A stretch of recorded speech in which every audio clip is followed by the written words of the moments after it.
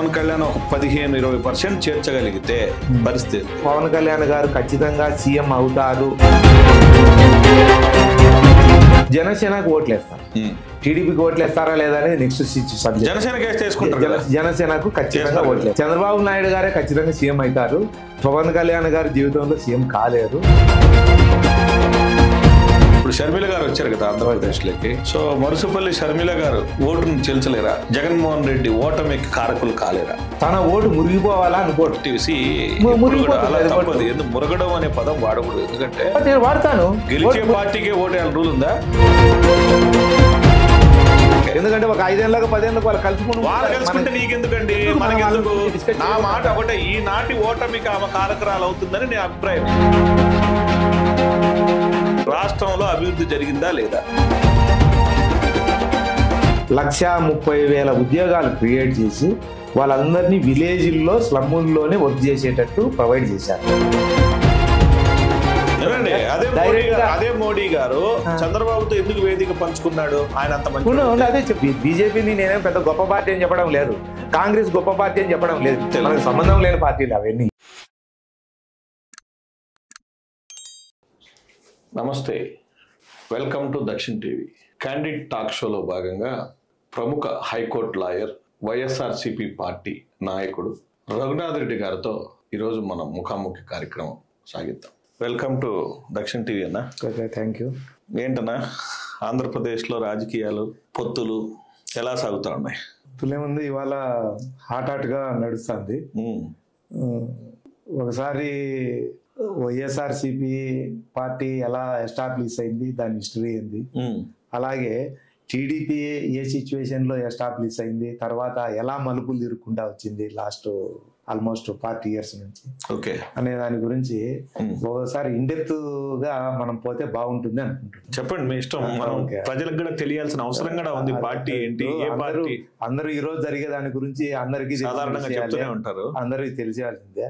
ఇప్పుడు కొత్త జనరేషన్, ఇప్పుడు 20, 30, 40 years పిల్లలకు 40 years నుంచి రాజకీయాలు ఎలా జరిగినాయి అనేది ఒకసారి గుర్తు చేస్తే బాగుంటుంది అని అనుకుంటున్నాం. చెప్పండి.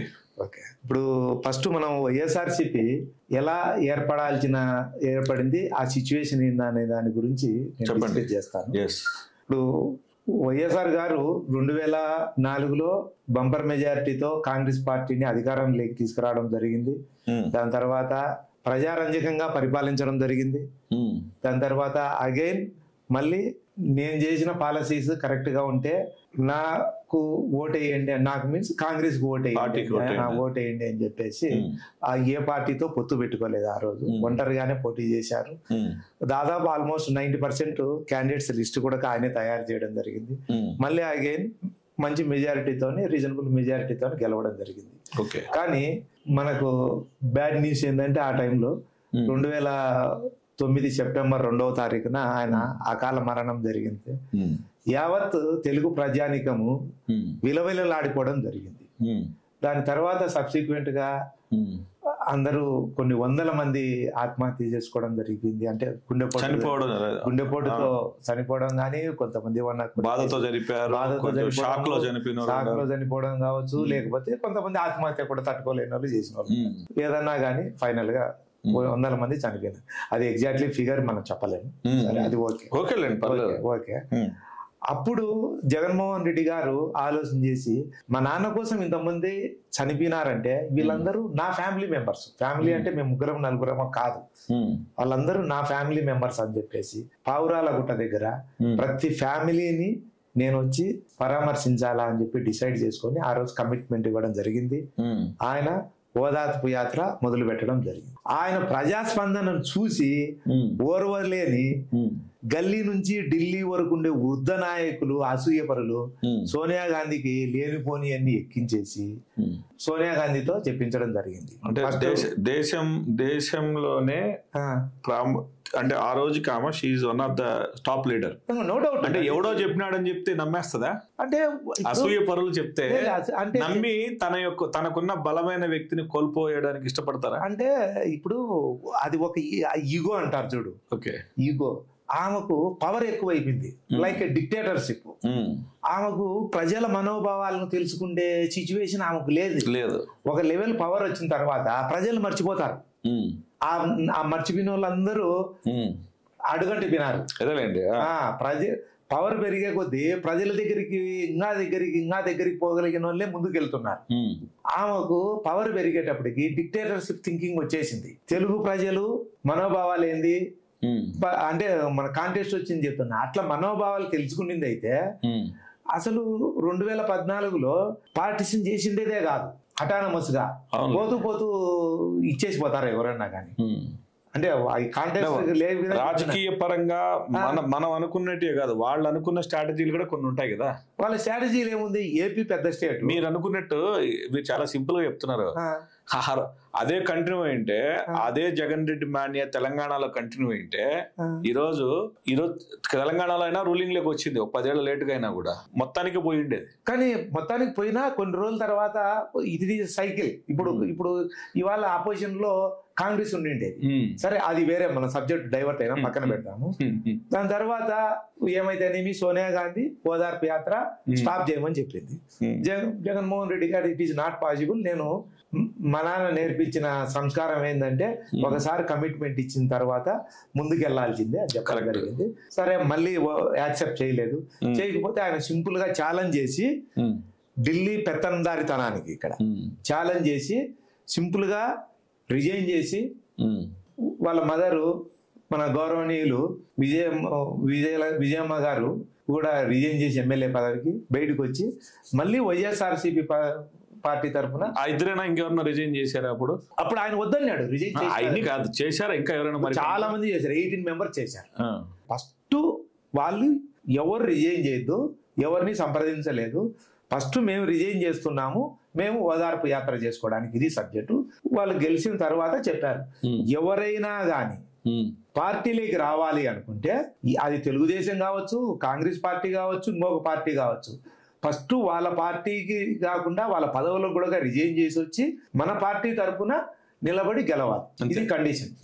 అంటే ఇది ప్రజాభిమానము, ప్రజల పాలసీ, ప్రజల కోసం అనే ప్రజాస్వామ్యంలో ఉండే రూల్స్ ప్రకారం పర్ఫెక్ట్ గా ఫాలో అయ్యారు. ఆయన ఎక్కడ వైలేట్ చేసేది థింకింగ్ లేదు. సరే అప్పుడు ఆ రోజు ఏం చేశారు, పార్టీ ఎలా ఏ బేసిస్ మీద పెట్టారు, ఓన్లీ ప్రజల నమ్ముకున్నాడు. ఆయన మనోభావాన్ని, ఆయన ధైర్యాన్ని నమ్ముకొని ఆయన ఒక డేరింగ్ పొలిటీషియన్ గా ముందుకెళ్ళాడు. అది జరిగింది, ముందుకెళ్ళాడు, జరిగింది. మళ్ళీ తర్వాత వచ్చి కొంతమంది రిజైన్ చేసి వచ్చారు. అది ఒకటి ఉండేది 18 అయింది. మళ్ళా తర్వాత 2014లో డివిజన్ అయిన తర్వాత ఏ పార్టీతో పొత్తు పెట్టుకోలేదు, ఓన్లీ వైఎస్ఆర్ అభిమానులను, ప్రజలను నమ్ముకున్నాడు, ముందుకెళ్ళాడు. 2014లో 67 సీట్లు వచ్చాయి, ఎమ్మెల్యే సీట్లు. ఎంపీ సీట్లు 9 వచ్చాయి. మళ్ళీ అగైన్ మళ్ళీ తర్వాత ఏ రోజు కూడా ఆయన నిద్రపోలేదు, సైలెంట్ కాలేదు. కంటిన్యూగా అపోజిషన్ పార్టీలో ఉన్నా పర్వాలేదు, ఫాల్స్ ప్రామిస్ చేయకూడదు అని చెప్పి అనుకున్నా. ఒక సింపుల్ ఒకటేంటంటే ఆ రోజు 80,000 కోట్లు రైతుల రుణం ఉన్నది, అది రుణమాఫీ చేయండి అని అందరు చెప్పారు. యాక్చువల్గా మనలాంటి వాళ్ళని కూడా అనుకున్నాం, ఎందుకు ఈయన తప్పు చేస్తున్నాడని. ఆయన ఒకటే చెప్పాడు, it is not possible, falls promise చేయకూడదు, పాసిబుల్ అయ్యేది మాత్రమే చేయాలి. ఈ రోజు తెలుసు మనకు పాసిబుల్ కాలేదు. అసలు మన ప్రజానాయకుడు అంటే పవర్లోకి రావడం ఒకటే కాదు ముఖ్యం, పవర్లోకి రావడం ముఖ్యమే, సేమ్ టైము వాళ్ళకి ఇచ్చిన హామీ నెరవేర్చే విధంగా ఉండాలి. కాబట్టి మనం ప్రజలు యాక్సెప్ట్ చేస్తే గెలుస్తాము, లేకపోతే అపోజిషన్ లో ఉంటాం అనుకున్నాడు. ఇప్పుడు ఆయన అపోజిషన్ లోకి వెళ్ళాడు. ఇప్పుడు వచ్చారు, అధికారం వచ్చి 5 ఏళ్ళు కూడా అయిపోయింది. మీరు చెప్పిన ప్రామిసెస్ అన్ని నెరవేర్చారా? అబౌవ్ 95% ఏదన్నా కొన్ని పాసిబుల్ కావు. ఎందుకు చెప్పాలి? ఇప్పుడు వాళ్ళు కూడా అదే కదా పాసిబుల్ కాదంటే చెప్పారు కదా. ఇప్పుడు పాసిబుల్ కాదంటే డిఫరెన్స్ ఉంది. ఇప్పుడు హామీలు మద్య నిషేధం ఉంది, ఇన్ని వద్దునా, ఇన్ని వద్దు. మద్య నిషేధానికి పాసిబిలిటీ ఎందుకు లేదు? వేల కోట్ల రూపాయల సంక్షేమం చేయగలిగినాడు. ఆ మద్యంలో ఏమొస్తుంది? వస్తే మామూలుగా 5,000 కోట్లు ఉంటుంది, 10,000. అక్కడ మనీ కాదు ఇష్యూ, ఏంటో ఇక్కడ మనీ కాదు. మీరు చెప్పారు కదా, అవన్నీ చెప్పొద్దునా 5 ఏళ్లలో కొంచెం కొంచెం కొంచెం కొంచెం తగ్గించేసి తీసేస్తామని చెప్పిన పార్టీ ఎందుకు చేయట్లేదు? అదే ఇప్పుడు నేను అబ్జల్యూట్లీ కాదని చెప్పడం లేదు, అది అబ్జల్యూట్లీ కాదని చెప్పడం లేదు. ఆయన రీసెర్చ్ చేశారు, ఆయన వాస్తవంగా 3 దశల్లో మద్య నిషేధం 2 దశలన్నా చేద్దానని చెప్పాడు. కానీ ఆయన వచ్చిన తర్వాత దాన్ని అన్ని విధాలుగా రీసెర్చ్ చేస్తే ఆంధ్రప్రదేశ్ కు 4 స్టేట్స్ తో బౌండరీ ఉండి ఇప్పుడు ఇంకోటి సమస్య అది కాదు. అన్ని వైపుల నుంచి మీరు ఎన్ని చెప్పినా కూడా ఆ మాట చెప్తే మళ్ళీ అడ్మిన్ ఫెయిల్యూర్ కిందకి వస్తాడు, మారుతుంది. ఇప్పుడు ఇల్లు ఉంటది, దొంగతనాలు అవుతాయి అంటే దొంగతనాలు అవుతాయి, 1 లక్షల్లో దొంగతనం కాకుండా ఉంటుందా? ఇది కూడా కాకుండా రెగ్యులర్ గా శాస్త్రీయంగా ఉండే బ్రాండ్స్ కాకుండా జే బ్రాండ్స్ అని చెప్పి తీసుకొచ్చి, జే బ్రాండ్స్ అని అనకూడదు ఎందుకంటే ఆడేం జే ఉండదు. సో అంతకు ముందు గత 20 ఏళ్లలో ఎప్పుడు చూడని కొత్త కొత్త పేర్లు. అండ్ ఎందుకు అంత అసలు ఆ స్థాయిలో అసలు రెగ్యులర్ గా ఉండే లిక్కర్ బ్రాండ్స్ కాకుండా మీ స్టేట్ లోని ఇన్నోవేటివ్ బ్రాండ్స్ తేవాల్సిన నెసెసిటీ ఏంటి? అసలు ఏంటది? అంటే అది నేను అబ్జల్యూట్లీ కరెక్ట్ అని చెప్పను. ఆయన అనుకున్నది ఏముండొచ్చు అనే దాని గురించి చెప్తున్నాను. మామూలుగా ఈ మద్యం సప్లయర్స్ ఉండే వాళ్ళందరూ ఈ అందరు కాంట్రాక్టర్స్ వాళ్ళు ఇర్రెగ్యులర్ గా బిహేవ్ చేస్తూ దాని గురించి ఉండేది ఏదో ఆ వచ్చే ఆదాయం మీద గవర్నమెంట్ కి వస్తే బాగుంటది కదా అనే పాలసీలో ఆయన చేయడం జరిగింది. సరే, అది దాని గురించి టాపిక్ డైవర్ట్ మాట్లాడదాము. సరే, మీరు చెప్పిన మాట ప్రకారము అబౌవ్ 95% ఫిల్అప్ చేశాడు. అదే ఫర్ ఎగ్జాంపుల్ అదే టీడీపీ గవర్నమెంట్, టీడీపీ వాళ్ళు బీజేపీ కలిసి ఏదైతే 2014 ఎలక్షన్స్ ముందు ఇచ్చిన కొన్ని వందల హామీలలో వాళ్ళు 50% కూడా ఫుల్ఫిల్ చేయలేదు. 10% చేయలేదు బా మీకు ఇమ్మీటర్లు. ఎందుకంటే మిమ్మల్ని ఆల్రెడీ గెలిపించేశారు కదా, వాళ్ళు చేయలేదనే కదా మిమ్మల్ని గెలిపించారు. ఇప్పుడు ఎప్పుడు కూడా మీరు వాదన ఎలా ఉండాలి అంటే, నీకు అవకాశం రాకపోతే నాకు ఇంకా అవకాశం ఏంటంటే నాకు అవకాశం రాలేదండి అందుకే వాళ్ళ గురించి విమర్శిస్తున్నా అంటారు. మీకు ఆల్రెడీ వాళ్ళు తప్పు చేశారు కాబట్టే కదా వైసీపీకి మొన్న 151 సీట్లు ఇచ్చింది. సరే, కాదండి, ఇంతకన్నా ఏమైనా స్పెషల్ ఇవ్వాలా ప్రజలు? అందుకే జగన్మోహన్ రెడ్డి గారు క్లియర్ గా చెప్తున్నారు, మేము 1 or 2 చేయలేకపోయినాము, మిగతా అన్ని చేశాము అని ఓపెన్ గా చెప్తున్నాడు. మేము మద్యపాన నిషేధం రాష్ట్రంలో 100% చేసినామని ఏ రోజు ఆయన రాష్ట్రంలో ఓకే అది ధైర్యమో ఏమో మీ వైఎస్ఆర్సీపీ స్ట్రాటజీనో మాకు ఐ డోంట్ హ్యావ్ ఎనీ, మేము సింగిల్ గా వస్తున్నామని అంటున్నారు. టీడీపీ మిగిలిన అన్ని పార్టీలు కలిసి ఇప్పుడు మూకుమ్మడిగా జగన్ మీదకి యుద్ధాన్ని ప్రకటించాయనేది అందరికి కనపడుతున్న వాస్తవం. ఏంటి మీ జగన్ గారి ధైర్యం ఏంటి? ఒకటే ధైర్యము, పబ్లిక్ నమ్ముకున్నాడు ఆయన. ఆయన వాళ్ళందరూ నమ్మట్లేదా? ఎవరు? అదే చెప్తున్నాను, వాళ్ళు పబ్లిక్ నమ్మడం లేదు. ఇప్పుడు ఫర్ ఎగ్జాంపుల్ పబ్లిక్ నమ్మారా లేదా అనే దానికి ఒక డిఫరెన్స్ చెప్తాను చూడు. కరోనా వచ్చింది 2000 వేరే యూరోపియన్ కంట్రీస్ లో కానీ చైనాలో కానీ 2019 లోనే వచ్చింది. బికాస్ ఆఫ్ దట్ COVID-19 అంటారు. మనకు వచ్చేసి ఇక్కడ మార్చి నుంచి స్టార్ట్ అయింది. మార్చి నుంచి వచ్చి స్టార్ట్ అయింది. అప్పటి చాలా మంది చనిపోవడం జరిగింది, చాలా మంది చిక్కావడం జరిగింది, ఫెసిలిటీస్ లేక చాలా మంది ఇబ్బంది పడడం జరిగింది. ఆ స్టేజ్ లో జగన్మోహన్ రెడ్డి గారు రైట్ ఫ్రమ్ బిగినింగ్ నుంచి ఆయన ఒకటే చెప్పారు, మనము కరోనాను అడ్డుకోవడానికి కుదరదు, మనం ప్రికాషనరీ మెజర్స్ తీసుకొని ముందుకు వెళ్ళాలి, దానికి కావాల్సిన ట్రీట్మెంట్ చేయడానికి రెడీగా ఉండాలని చెప్పేసి మన ఎవరు ఒప్పుకోకపోయినా కానీ యావత్ భారతదేశంలోనే ఆంధ్రప్రదేశ్ లో సీఎం చేసినట్లు ఎవరు కూడా especially ground level public medical facilities provide చేయలేదు. కేంద్రం చేయలేదా? కేంద్రం చేయలేదా? నేను కేంద్రం గురించి మీరు ఎస్పెషల్లీ ఆంధ్రప్రదేశ్ అంటే కేంద్రం ఎలాంటి సపోర్ట్ చేయలేదా? కేంద్రం కొంతవరకు చేసింది. అంటే అది ఏం రూలింగ్ లో ఉంది? అది కేంద్రం కొంతవరకు సపోర్ట్ చేసింది. కొంతవరకు అంటే లేదు, కొంతవరకు చేసింది. కానీ నేను అనేది ప్యారలల్ గా వేరే సపోజ్ తెలంగాణ కావచ్చు, తమిళనాడు కావచ్చు, కర్ణాటక కావచ్చు, ఏదైనా మహారాష్ట్ర కావచ్చు, వేరే ఏ సీఎం అయినా కావచ్చు. కానీ ఆంధ్రప్రదేశ్ లో డౌన్ ట్రాండ్లకు మెడికల్ ట్రీట్మెంట్ జరిగినట్లు ఏ స్టేట్ లో జరగలేదు. అదే టైంలో అపోజిషన్ పార్టీ ఏంది, ప్రజల దగ్గరికి పోయి ఎక్కడెక్కడైతే ప్రాబ్లమ్స్ ఉన్నాయో వాళ్ళ ఆ ప్రాబ్లమ్స్ ఫైండ్ అవుట్ చేసి గవర్నమెంట్ కు చూపించి ఇది సరిగా జరగలేదని చెప్పాలి. కానీ అపోజిషన్ పార్టీ ఏం చేసింది? అప్పుడు అపోజిషన్ పార్టీ వాళ్ళు ఏం చేసినారు, వచ్చి ఎక్కడో ఫామ్ హౌస్ లోను ఐసోలేటెడ్ గా, లేకపోతే ఎక్కడో వాళ్ళ ఇంట్లోనే దాక్కొని ఉండాలి. జగన్ కూడా గెస్ట్ లో ఉన్నాడు కానీ జగన్ రెడ్డి గారు కూడా బయట రాలే కదా. ఆయన కూడా ఎందుకు వచ్చాడు? ఆయన ఏ ఊర్లో తిరిగాడు? కోవిడ్ అప్పుడు ఎక్కడ తిరగలేదులే కానీ తిరిగాడు. ఏ శాసనసభ్యుడు ఆ శాసనసభ్యత్వం ఏరియాలో తిరుక్కున్నారు కానీ నాయకులు అంతా కానీ ఎస్టేట్ లోనే ఉన్నారు. ఇప్పుడు జగన్మోహన్ రెడ్డి గారు ఎస్టేట్ లోనే ఉన్నారు, చంద్రబాబు నాయుడు ఎస్టేట్ లో ఎందుకు లేరు? లేదు, చంద్రబాబు నాయుడు గారు మాత్రం ఎప్పుడు ఐసోలేట్. చంద్రబాబు నాయుడు గారు అంటే ఆయన ఒక 75 ఏళ్ళ 75 ఏళ్ళ అది కూడా నిజమే కదా. వాళ్ళ కొడుకు అది కూడా నిజమే కదా. నేషనల్ జనరల్ సెక్రటరీకి ఏమైంది చెప్పాలి? 40 years old పర్సన్. ఆరోగ్యం అందరికి భయమే కదా. భయం అంటే అట్లా భయం మీరు అంటే పబ్లిక్ అందున ప్రభుత్వము బయట ప్రజలను తిరగడానికి నిషేధించింది విషయం నిజమా కాదా? నాయకులు కూడా, తెలుగుదేశం నాయకులు కూడా ఆ టైంలో కొందరిని రానికుండా కూడా చేసింది. అట్లానే కాదు, ఇప్పుడు ఎక్కడైనా కానీ అవసరం వచ్చిన చోట అపోజిషన్ లీడర్స్ కంపల్సరీ ఉండాలి, అట్లేం లేదు. అందరూ కలసడాలు, ఈ పార్టీలు మిలీనాలు, లేకపోతే పార్టీ జత కట్టడాలు, ఏంటో చెప్పండి. నేను ఒకటే చెప్తాను చూడు,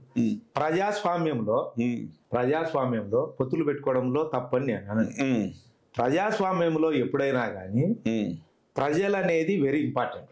ప్రజాస్వామ్యం అంటే ఏంది? ప్రజల చేత, ప్రజల యొక్క, ప్రజల కొరకు, ఫైనల్ గా ఏంది? ప్రజల కొరకు ఉండాలి. అంతేగాని లీడర్ల కొరకు వాళ్ళు చేసుకోవడం కాదు. జగన్మోహన్ రెడ్డి గారు వైఎస్ఆర్సీపీ పార్టీ పెట్టిన మొదటి రోజు నుంచి ఆయన ఓన్లీ ప్రజలను నమ్ముకొని ముందుకెళ్తున్నాడు తప్ప ప్రతి ఒక్క సిచ్యువేషన్ లో వేరే పార్టీలు నమ్ముకోలేదు. ఒకవేళ వేరే పార్టీలు ఒకరినొకరు భావసారూప్య పార్టీలతో, భావసారూప్యత పదానికి అర్థమే లేదు, వదిలేయండి. సరే, చర్చ వేస్ట్. ఎవరికి ఉంది? బీజేపీకి టీడీపీకి ఏం భావసారూప్యత? లేకపోతే కమ్యూనిస్ట్ పార్టీకి తెలుగుదేశం అవన్నీ వద్దునా? జగన్మోహన్ రెడ్డి గారు ఆయన పాలసీస్ లో ఒకటే, ఎప్పుడు అధికారమే, ఆయన పబ్లికే పాలసీ. అంతవరకు ఓకే గానీ భావసారూప్యత అనే పదానికి అర్థం లేదు. పాత రోజుల్లో అది ఉండేది, ఇప్పుడు లేదు కదా. ఇప్పుడు అది జరిగింది. సరే, ఇప్పుడు వైఎస్ఆర్సీపీ ఏం చేసింది అనేది చెప్పండి. ఆయన తర్వాత 2014లో ఓడిపోవడం జరిగింది. మళ్ళీ 2014 నుంచి 19 వరకు రకరకాల ఉద్యమాల్లో పాల్గొనడం జరిగింది. ఏదైతేనేముంది, పాదయాత్ర చేయడం జరిగింది. మొత్తము ప్రతి కాన్స్టిట్యుయెన్సీ దాదాపు కవర్ చేసి పబ్లిక్ లో ఉండే ప్రాబ్లమ్స్ ఏవని తెలుసుకొని నవరత్నాల రూపంలో ఆయన హామీ ఇవ్వడం జరిగింది. వచ్చిన తర్వాత 2019లో పవర్ లేకి వచ్చిన మొదటి రోజు నుంచే ఆయన ఎలా అడ్మినిస్ట్రేషన్ చేయాలి, అడ్మినిస్ట్రేషన్ మీన్స్ ఎలా వేరే పార్టీలతో ఉండాలి, ఎలా నాయకులను కూడా కట్టుకోవాలి, ఎలా నాయకులను కడుపు నింపాలి, ఎలా చేయాలి అనే దాని గురించి మాట్లాడలేదు. ప్రతి నాయకుడికి ఒకటే ఇన్స్ట్రక్షన్ ఇచ్చారు. ఈ నవరత్నాలు అనేది మనకు ఇదే భగవద్గీత, ఇదే ఖురాన్, ఇదే మనకి ఏదైనా కానీ ఇంపార్టెంట్. వీటిని ముందు పెట్టుకొని ఇవి నెరవేర్చుతున్నామా లేదా అనే దాని గురించి కాన్సన్ట్రేట్ చేయండి, మాక్సిమం నెరవేర్చాలా అని చెప్పాడు. దాని మీదనే పోయాడు. ఇప్పుడు లాస్ట్ ఆల్మోస్ట్ 58 months.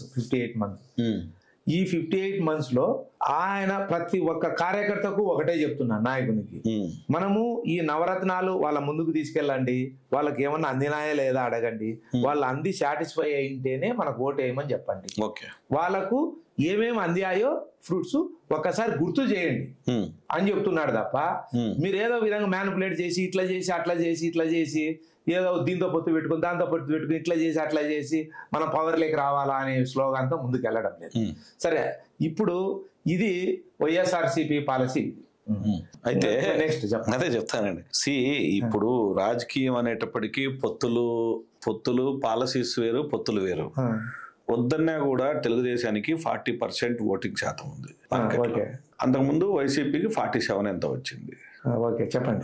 ఇప్పుడు పవన్ కళ్యాణ్ స్ట్రాంగ్ గా అయినాడు అనేది కొంత నిజమైనటువంటి, ఎందుకంటే క్యాస్ట్ పరంగా కూడా వాళ్ళు పెట్టిన పార్టీలోని ప్రధాన అంశమే క్యాస్ట్. కాపులందరినీ ఒక పక్కకు తీసుకురావాలనే ప్రయత్నంలో అయితే కొంతవరకు సక్సెస్ అయినట్టుగానే నాకైతే కనపడుతుంది. కాకపోతే ఇప్పుడు 40% చంద్రబాబు నాయుడుకి పడి, 40% జగన్మోహన్ రెడ్డికి పడి, ఒకవేళ పవన్ కళ్యాణ్ ఒక 15-20% చేర్చగలిగితే పరిస్థితి ఫస్ట్ మీదో నేను ఏకీభవించడం లేదు, అది మీ ఇష్టం. 40%, 30%, 20% ఇవి ఉన్నాయి కదా. పబ్లిక్ చాలా ఇంటెలిజెంట్. మనం అనుకునేట్టు ఏ పార్టీకి ఓట్ బ్యాంక్ అంత పర్ఫెక్ట్ గా లేదు, వైసీపీ కూడా లేదు, ఏ పార్టీకి లేదు, బీజేపీకి లేదు, ఏ పార్టీకి లేదు.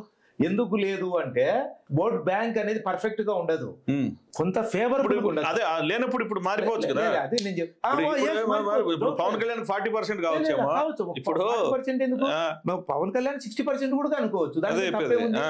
నేను ఒకటే చెప్తాను, అట్లా ఓట్ బ్యాంక్ ఉంటే నేను కొన్ని ఎగ్జాంపుల్ చెప్తాను. బై ఎలక్షన్స్ లో 18 గెలిచారంటున్నా కదా, కొన్ని నియోజకవర్గాల్లో టీడీపీకి ఒక 6 to 7% ఓట్స్ మాత్రమే రావడం జరిగింది. బై ఎలక్షన్స్ అనే పదాల్లో కొన్ని న్యాచురాలిటీస్ ఉంటాయి. బై ఎలక్షన్స్ జరిగేదే కొన్ని ఎమోషన్స్ తో జరుగుతాయి. బై ఎలక్షన్ ఎప్పుడు కూడా జనరల్ ఎలక్షన్ ఏముండదు. లేదు జనరల్ ఎలక్షన్ అనేటి దాని పేరే జనరల్ ఎలక్షన్. దీని తర్వాత ఎవడన్నా సస్తేనో లేదా ఆవేశంలో ఎమోషనల్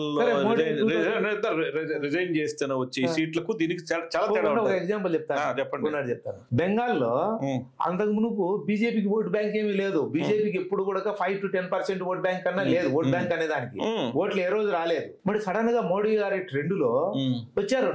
పబ్లిక్ అంతా ట్రెండ్ కాదు ఇది, ఓన్లీ కార్యకర్తలు మాత్రమే ఓట్ బ్యాంకు. మీరు మళ్ళీ వేరే వర్షన్. బెంగాల్ అనేది మనకు స్పెషల్ ఏరియా. ఎట్లా అంటే బెంగాల్ కావచ్చు, యూపీ కావచ్చు, యూపీ కూడా కాదు బెంగాలే స్పెషల్. ఎందుకంటే ఆడ హిందూ పాపులేషన్ ఎంత ఉందో ముస్లిం కూడా ముస్లిం కూడా అంత ఉంది. అక్కడ ఏం చేశారు వినండి, అక్కడ ఎప్పుడైతే ఎమోషనల్ గా కనెక్ట్ కాగలిగారు హిందూయిజం అనేది, అక్కడ ముస్లింస్ వాళ్ళని అటాక్ చేస్తున్నారు అనేది ఒక రకమైనటువంటి కొన్ని అందువల్ల ఆడ జరిగింది. తమిళనాడులో ఎందుకు రాలా చెప్తాను. జిహెచ్ఎంసీ ఎలక్షన్ జరిగాయి. జిహెచ్ఎంసీ ఎలక్షన్స్ లో అంతకు మునుపు ఎప్పుడు కాంగ్రెస్ కు జనరల్ గా అందరూ అనుకునేది అంటే కాంగ్రెస్ కు 20%, 30% ఓట్ బ్యాంకు, 40% ఉండాలి అనుకునేవారు. కానీ సడన్ గా పబ్లిక్ హైదరాబాద్ లో ఎవరున్నారు సార్? హైదరాబాద్ లో ఎవరు నివాసం ఉండేది? హైదరాబాద్ సిటీలో అందరూ కాదు, అందరికన్నా ఎక్కువ ఎవరున్నారంటే ఇప్పుడు నార్త్ ఇండియన్సే ఉన్నారు. సరే ఎందుకు చెప్తా ఏంటంటే హైదరాబాద్ 4 భాగాలు ఎరగొడితే ఒక భాగము 2 భాగాల్లోనే ఆంధ్ర నుంచి మైగ్రేటర్స్ ఉన్నారు. ఒక 2 భాగాల్లో గెలిపినా అదే. ఎందుకంటే చెప్తానన్నా, అందుకే నార్త్ ఇండియన్ ఇప్పుడు హైదరాబాద్ ఏ స్థితికి వచ్చిందంటే, ఇది హైదరాబాద్ తెలంగాణది కాదు, ఇది హైదరాబాద్ వచ్చి నేషనల్ సిటీ. ఎందుకంటానంటే ఇక్కడ మీరు అన్నట్టు కాంగ్రెస్ కు సమంగానే ఉంది, బీజేపీకి సమానంగా సిటీ వరకు. సరే మీరు చెప్పింది జిహెచ్ఎంసీ ఎలక్షన్స్ లో కాంగ్రెస్ కు లెస్ దాన్ 10% ఓటింగ్ ఏదో జరిగింది. అవును. బీజేపీ టిఆర్ఎస్ పోటాపోటీగా వచ్చింది. మళ్ళీ నెక్స్ట్ మొన్న వితిన్ 2 years లోనే మళ్ళీ జరిగితే బీజేపీ ఓట్ బ్యాంక్ చెప్పే కదా నేను. అదే బ్యాంకులు జిహెచ్ఎంసీ ఎలక్షన్స్ అనేటి అదే చెప్తాను. జిహెచ్ఎంసీ ఎలక్షన్స్ ఎలా ఉంటాయంటే, ఇవి కేవలం గ్రేటర్ హైదరాబాద్ వార్డు కౌన్సిలర్లు, వార్డు మెంబర్ల కోసం వేసే ఓట్లు ఇవి. ఫస్ట్ గుర్తుపెట్టుకోండి. అదే చెప్తున్నా. రఘునందన్ రావు గెలిచినటువంటి సిచ్యువేషన్ ఏంటంటే 1-to-1 వార్ అంటారు దాన్ని. 1-to-1 వార్ నడుస్తుంది. ఈ 1-to-1 వార్ ఎలా ఉంటదంటే ఎప్పుడు కూడా మనకి కొన్ని ఎమోషన్స్ క్యారీ చేస్తుంటాయి. అంటే అప్పటికే అధికారంలో ఉన్న పార్టీ చేసిన కొన్ని పనులు, అక్కడ ఎవరైతే ఆ ప్రాంతంలో పోటీకి దిగి ఉంటారు చూసారు, రఘునందన్ రావు కావచ్చు, ఇంకొకరు ఎవరైనా కావచ్చు, ఎమోషనల్ గా కొన్ని అంశాలు కనెక్ట్ అయినప్పుడు సాధారణంగా ప్రజలు ఏమేస్తారంటే ఆవేశంగా వేసేస్తారు. ఇప్పుడు అక్కడ ఉంది, మొన్న కేసీఆర్ గారు, రేవంత్ రెడ్డి గారు ఇద్దరు కలిసి ఒక ఊర్లో నిలబడ్డారు. అక్కడ ఎవరు కనెక్ట్ అయ్యారు? అవును, అది బై ఎలక్షన్ ఉంటుంది. నేనేమంటున్నానంటే ఆ పబ్లిక్ ఆవేశం అనే వర్డ్నే నేనేమంటున్నాను ట్రెండ్ అంటాను. ఏంటంటే పబ్లిక్ మీరు చెప్పినట్టు ఓట్ బ్యాంక్ అనేది చాలా లెస్ పర్సెంటేజ్ ఉంటుంది. పబ్లిక్ అనే వాళ్ళు న్యూట్రల్ గా ఉంటున్నారు. వాళ్ళు వచ్చే వాళ్ళు ఎవరికి ఓటు వేయాలనేది ఆ పర్టికులర్ సిచ్యువేషన్ బట్టి డిసైడ్ చేసుకొని ఓటేస్తున్నారు. ఇప్పుడు నేనేం చెప్పేది మీరు అర్థం చేసుకో. మిమ్మల్ని ఏం నేను కండెమ్ చేయట్లేదు, మీ తప్పనడం లేదు. నేను బై ఎలక్షన్స్ అనేటి ఎమోషనల్ కనెక్ట్ అయ్యి ఆ టయానికి ఆవేశాలతో జరిగేటి బై ఎలక్షన్స్ కూడా ఇప్పుడు కూడా. అదే రఘునందన్ రావు నేనేమైనాడు? సరే, అది జనరల్ అనే పదం వచ్చేటప్పటికి ఎట్లుంటుందంటే విస్తృతమైనటువంటి, అంటే ఇప్పుడు బీజేపీలో స్ట్రాంగ్ ఉన్నారు, బీజేపీ సపోర్ట్ చేయండి ఆంధ్రప్రదేశ్కి ఏమి ఇన్ని లక్షల కోట్లు వేల కోట్ల రూపాయల ఫండ్ ఏం రాలే కదా. మోడీ గారు ఇష్టపడో జగన్మోహన్ రెడ్డితో అలయన్స్ లో ఉండో రీజన్ ఏదైనా కావచ్చు, కేంద్రం నుంచి గత 5 సంవత్సరాల కన్నా ఈ 5 సంవత్సరాలు ఎక్కువ డబ్బే తెచ్చుకున్నాడు కదా. ఏం లేదు, ఇన్సూరెన్స్ 100% ఎక్కువ వచ్చింది. అది స్వయానా జగన్మోహన్ రెడ్డి గారే. ఏంటంటే అదే చెప్తున్నా, అక్కడ సబ్జెక్ట్ అది. ఎందుకంటే స్వయానా జగన్మోహన్ రెడ్డి గారే చెప్పారు. ఏమన్నారు? నాకు కేంద్రము పూర్తి సహకరించింది, కావలసిన నిధులన్నీ ఇచ్చారు, ఇంకా కూడా ఇస్తున్నారు, పోతే నాకు 5,000 కోట్లు తెస్తానని చెప్పాడు. అంటే పాజిటివ్ గా ముందుకు కదా. ఇప్పుడు అయినా కూడా అంటే జగన్మోహన్ రెడ్డి గారి నోట్లో నుంచి వచ్చింది కదా, బీజేపీ పార్టీ నాకు సపోర్ట్ చేసింది, కేంద్రం కమింగ్ టు ద పాయింట్. అయితే ఈ విషయం ప్రజలకు కూడా తెలుసు కదా. తెలుసు, కానీ ప్రజలు వేస్తారా ఓట్లు బీజేపీకి? ఆంధ్ర ప్రజలు అరే మనకు సహకరించాడు మోడీ అని వేస్తారా? ఇప్పుడు అదే చెప్తున్నాను, వెయ్యరు. అంటే వేస్తారా వేరా అనేది ఈ పాయింట్ నేను ఆన్సర్ చెప్పాలి. చెప్పండి. సపోజ్ బీజేపీ సెకండ్ ప్లేస్ లేక వచ్చే మూమెంట్ ఉన్నదనుకో, అక్కడ గెలిపించడానికి కూడా ట్రై చేయొచ్చు. నేను ఎక్కడైనా పబ్లిక్ ఎలా ఓట్ బ్యాంక్ అనేది కాదన్నా ఉండండి, పబ్లిక్ ఎలా ఇంటెలిజెంట్ గా ఆలోచన చేస్తారంటే, ఏ పార్టీ అయినా కానీ రేస్ లో ఉండి అంటే సపోజ్ 2 lakhs ఓటు పోల్ అయినాయి అనుకోండి. 2 lakhs ఓట్స్ పోల్ అయిన వాటిల్లో వాళ్ళకు ఒక ట్రెండ్ లో 16,000-70,000 ఓట్స్ వచ్చే మూమెంట్ కనిపిస్తుంది అనుకోండి. అప్పుడు అది 90 కావచ్చు, 1 lakh కావచ్చు, 120 కావచ్చు. కానీ 50-60 కూడా రావు వీళ్ళకు అనే పొజిషన్ లో ఉంటే, సిచ్యువేషన్ లో ఉంటే, ఆ ఉండే ఎవరైతే మీరు ఓట్ బ్యాంక్ ఒకరు ఉంటారు చూడు, 20-30, వాళ్ళు కూడా మన పార్టీ ఎట్లా ఓడిపోతుంది అదే చెప్తున్నాను. అలా కాదు మీరు చెప్పింది. సెన్సెక్స్ ఇలా గాలి వీస్తే ఇలా ఉంటది మీరు చెప్పారు, కానీ స్వతహాగా పార్టీకి బలం లేదు. ఇక్కడ ప్రజల అభిప్రాయంలో నువ్వు అన్నట్టు ఒక 20% ఓట్లు ఉన్నాయనుకోండి, ఇంకొక 15 తెచ్చుకోవచ్చు. ఇక్కడ 0. అంటే మోడీ గారు మనకు అంత చేసినారన్నా కూడా ప్రజలు ఎంజాయ్ చేస్తారు, కానీ ఇంత చేశారని గుర్తు పెట్టుకోకపోవడానికి రీజన్స్ వేరే ఉంటాయి. ఇక్కడ బలమైన నాయకుడు చంద్రబాబు నాయుడు కావచ్చు, జగన్ కావచ్చు. సో ఇట్లా ఉంటుందని చెప్తున్నాను నీకు. జనరల్ ఎలక్షన్స్ ఎలా ఉంటాయంటే నెక్ టు నెక్ లేక వచ్చేస్తారు. ఎందుకంటే ఎవరి కుల సమీకరణలు ఉంటాయి, మత సమీకరణలు ఉంటాయి. చంద్రబాబు నాయుడు గారి వ్యక్తులు చంద్రబాబు నాయుడు గారిని గెలిపించుకోవాలనేటటువంటి తాపత్రయం ఉంటది. జగన్ గారి వ్యక్తులు జగన్ రెడ్డి గారిని గెలిపించుకోవాలనే తాపత్రయం ఉంటది. కులాలుగా విడిపోయినారు, నిజమే కదా. ఇప్పుడు కులాల వారి, మతాల వారి, వర్గాల వారి, వర్ణాల వారు విడిపోయినాం మనం. అందున ఇప్పుడు పవన్ కళ్యాణ్ లాంటి బలమైన శక్తి 7.5% లాస్ట్ టైం ఓట్లు వచ్చాయి. అంతకన్నా తగ్గడానికి రీజన్ ఏంటో నాకు తెలియదు. ఇంకా తగ్గుతాయనైతే నేను అనుకోను కొంత. ఎందుకంటే మారిన కాలంలో ఇంకా పెరగచ్చు అనేటటువంటి భావనే ఉంది, కానీ లేదు ఇప్పుడు తగ్గుతుందని నేను అనుకోను. ఇప్పుడు తగ్గచ్చు. పవన్ కళ్యాణ్ గారు గ్యారంటీ సీఎం అవుతారనుకుంటే, ఫర్ ఎగ్జాంపుల్ అనే ఫీలింగ్ క్రియేట్ అయింది అనుకోండి, అది 7.5% నుంచి అది 37.5% కావచ్చు ఫీలింగ్ లో. దానికి తప్పేం. ఇప్పుడు చెప్తానండి. ఈ రోజు నిన్నటువంటి టాక్ ఏంటంటే, కుప్పం సభలో భువనేశ్వరి గారు, నారా చంద్రబాబు నాయుడు గారు సతీమణి, బాబు గారికి విశ్రాంతి ఇవ్వాలనుకుంటున్నాను, నేను కంటెస్ట్ చేస్తాను అనింది. సపోజ్ ఆమె కంటెస్ట్ చేసి టీడీపీ డైరెక్ట్ గా పవన్ కళ్యాణ్ సీఎం క్యాండిడేట్ అని చెప్పేశారు అనుకోండి, ఏంటి పరిస్థితి? కొంత ఉంటుందా ఉండదా చెప్పలేదు. కొంత అప్పుడు కాపుల ఓట్లు వెళ్ళే పరిస్థితుందా లేదా? అట్లా కదా. అప్పుడు అదే సిచ్యువేషన్ అవుతే ఒక కాపులనే ఒరుడు అనడం కన్నా కూడా ఎవరైతే ఇప్పుడు అభిమానుల్లో ఎవరైనా కానీ కోర్ అభిమానులు, పార్షియల్ అభిమానులు ఉంటారు. పార్షియల్ గా అభిమానులు ఉంటారు. అదే మీరు చెప్పిన డైలాగు పవన్ కళ్యాణ్ గారు ఖచ్చితంగా సీఎం అవుతారు, ఆయన సీఎం చెప్తే చాలు అప్పుడు పార్షియల్ అభిమానులు కూడా జనసేనకు ఓట్లేస్తారు. టీడీపీకి ఓట్లేస్తారా లేదా అనేది నెక్స్ట్ సబ్జెక్ట్. జనసేనకు ఖచ్చితంగా ఓట్లేస్తారు ఎవరు? పార్షియల్ అభిమానులు. అదే గన చంద్రబాబు నాయుడు గారే ఖచ్చితంగా సీఎం అవుతారు, పవన్ కళ్యాణ్ గారి జీవితంలో సీఎం కాలేరు, దాంట్లో క్లారిటీ వచ్చేసింది అనుకోండి. అప్పుడు వచ్చేసి ఓన్లీ కోర్ అభిమానులు కొంతమంది వేస్తారు తప్ప, ఈ పార్షియల్ గుండె అభిమానులు అటు ఇటు ఉంటారు చూడండి, వాళ్ళు వేయరు. వాళ్ళు వేయరు. సో క్లియర్ మీరు? క్లియర్. అయితే జగన్మోహన్ రెడ్డి గారు ఏదైతే తండ్రి ఆశయం అంటాడు, తండ్రి మాట అంటాడు, తండ్రి ఆలోచన అంటాడు. ఇప్పుడు షర్మిల గారు వచ్చారు కదా ఆంధ్రప్రదేశ్ లోకి. సో మరుసుపల్లి షర్మిల గారు ఓటును చెల్చలేరా? జగన్మోహన్ రెడ్డి ఓటమికి కారకులు కాలేరు.